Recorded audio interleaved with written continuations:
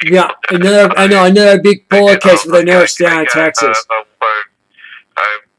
contractor, one of the people that worked in the technicians, whoever that was worked in the hospital with the original Ebola victim that died. Right. She's on a ship that basically Mexico refused to dock because of that.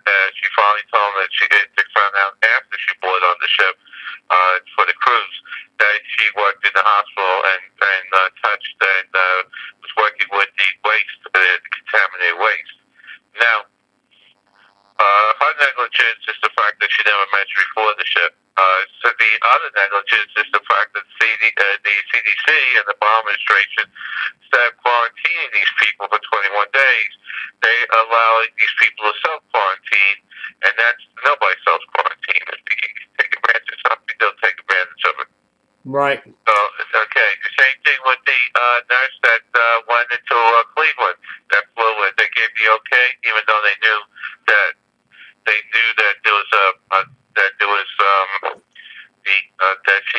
she called in to the CDC that she had the fever, and they could let her go anyway. Right. And the thing is that now there's about 800 passengers on Frontier Airlines that is being notified, and they're going to have to all stay in 21 days to protect themselves.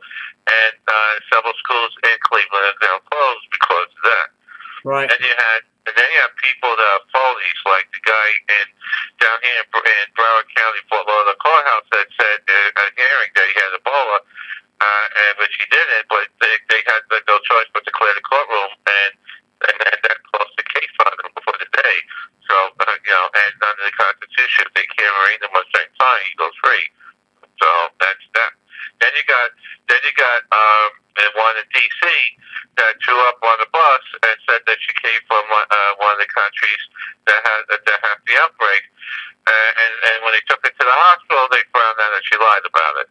Right. And then you got the passenger that went from one of the areas to I think it was Nigeria that threw up on the plane and had chest pains and died on the way in.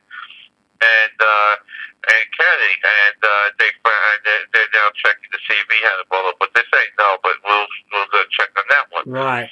Now you have a president and the Democratic Party refuses to ban flights or people coming out of the country. We're not saying they can't come into this country. We're saying that you can't come in without going through the quarantine period.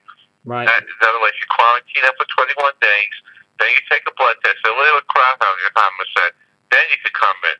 That's how you ban it. That's how you do it. Mm-hmm. And you stop flying and having planes people coming in until they go through that process.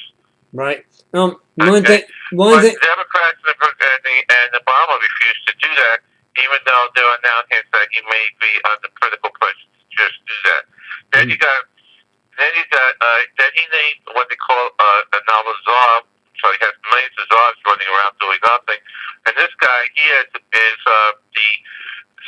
was the chief of staff of Joe Biden, and he also helped out Al Gore in his campaign. And he's a political hack. And he has no experience at all in the medical field in one way or the other. He's a lobbyist, a lawyer, and a political hack. Right. Also,